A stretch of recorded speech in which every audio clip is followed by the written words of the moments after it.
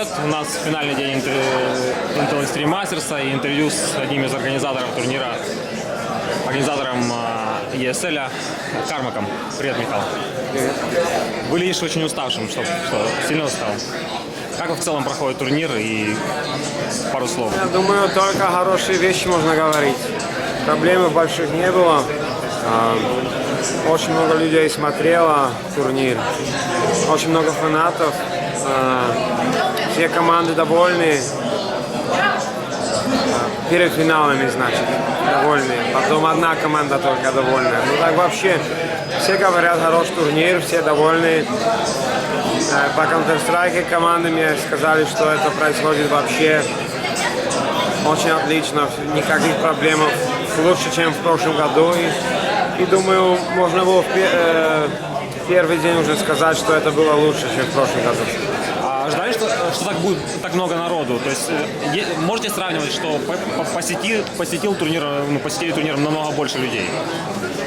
Ну, у нас считают, кто посещает. Да, Посещает. Считаем, кто посещает турнир, и у нас вообще в Цебите меньше людей, чем раньше.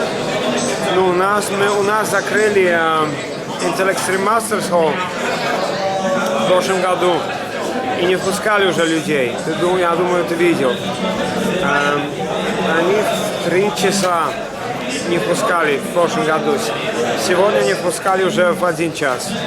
Значит, больше людей здесь, чем в прошлом году, думаю. Очень много людей, тяжело вообще пойти куда-то. Тяжело. В прошлом году во время турнира объявляли, что будет следующий сезон. В этом году пока не было. Считаешь ли ты, что следующий сезон будет? Можешь ли ты об этом сказать?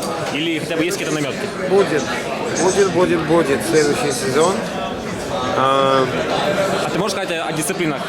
Вот все говорят, что сейчас Counter-Strike 1.6 умирает. Считаешь ли ты, что это так? И будет ли на замене Counter-Strike Global Offensive? В Европе не умирает. В Азии он уже давно уже его нету. В Америке тоже нету его давно. Потому в европейских турнирах есть смысл, в глобальных не очень. Так могу сказать про Counter-Strike. Не знаю, еще не решили про никакие игры. Подумаем после этого. А возможно, что будет на Intel Extreme Masters Dota 2? Все возможно. Надо только смысл в этом найти, и тогда все возможно. Мы делаем вещи, в которых смысл. Если нет смысла, не делаем. Смысл есть? Давай.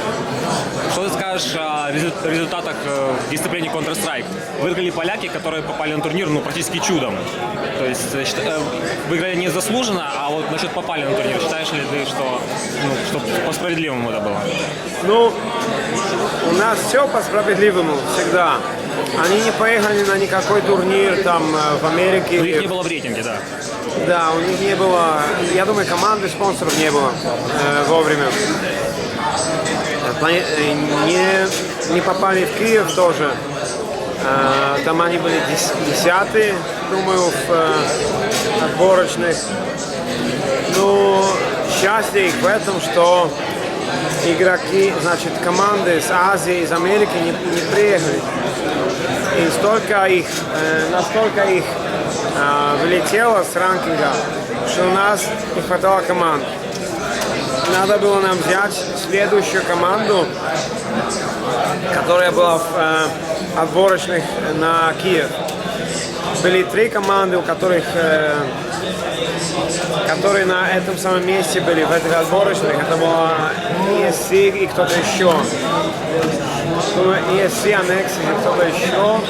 Не помню сейчас, я очень устал, извини. Но ESC играли отборочную, вторую, и тогда попали. Честно, не честно. Ну, думаю, честно, потому что ранкинг был, всех спрашивали. Не приехало тут 12 команд. Надо нам было найти. А у нас в ранкингу не было 12 команд, которые хотели бы приехать. Потому что по Counter-Strike уже там, как я сказал, в Европе, в Азии нету Counter-Strike, нету спонсоров, не приезжают.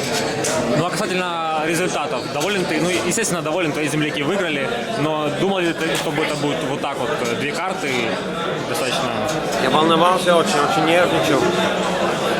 Но я очень, конечно, я рад, что поляки выиграли, а это мои друзья. Нави тоже, ну, там связи такой нету, как с ESC.